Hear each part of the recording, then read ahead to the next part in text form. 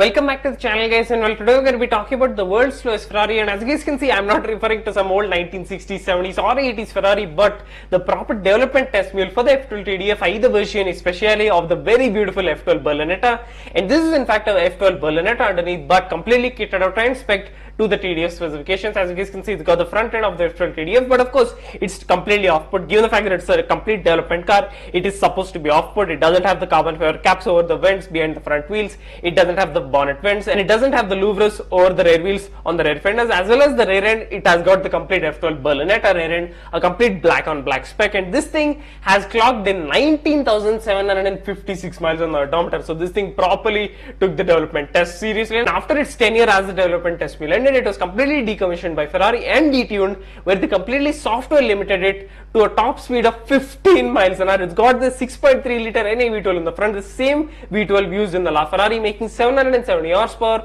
with of course completely paired to a 7-speed dual clutch transmission with a 5-in a top speed of 15 miles an hour. It is completely hilarious. And of course, after its complete decommission and its detuning, it is completely sold to a complete owner, where it was used as a display car, and then it was sold further on in 2022 to a dealer who has now auctioned it off, where it fetched a bid of nearly $500,000. It fetched a high bid of $475,000. I mean, for a car, of course, being the proper F12 TDF prototype, but this thing is not even eligible for road use. It can't be road registered. It can only be driven off-road. But given the fact that it only tops out at 15 miles an hour, you can't go far. A proper cyclist will beat you. But nevertheless, if this thing doesn't end up selling, given the fact that it didn't meet the reserve, this sale wasn't made. But when it does end up selling, I hope that someone completely goes through and finds a loophole through the Ferrari ECU, given the fact that the software is incredibly hard to pass through. But I hope someone doesn't, given the fact that you literally can't road legalize it. Just turn it into a complete track weapon, put on whatever carbon kit you want, completely track it out and properly make it a proper track worthy beast. Given of course the fact that the F12 TDF is bred for the track, just make this the proper F12 TDF for non-road use but complete track use. But nevertheless, what do you guys think? It's got the complete basic F12 Berlinetta interior with a console mounted panel down the center, of course down the center console, with emergency cutoff switches with say RWS, ESP, motor and a flick switch, which of course being a proper development test mule, all this stuff is required. It's got the interior carbon fiber trim, a complete basic black interior with of course the F12 Berlinetta insignia on the passenger side dashboard, given the fact that this is in fact a proper F12 Berlinetta with the TDF kit on it. But nevertheless, what do you guys think? A complete beauty to look at. But nevertheless, the fact that this thing has a top speed of 15 miles an hour still jokes me out. And of course, if someone does end up buying this, given the fact that this didn't hit the reserve, it didn't make the sale, but of course $475,000 is a lot, especially for an F12 TDF prototype. Although it looks magnificent, it still tops out at 15 miles an hour, which is literally slower than a cyclist on its own. So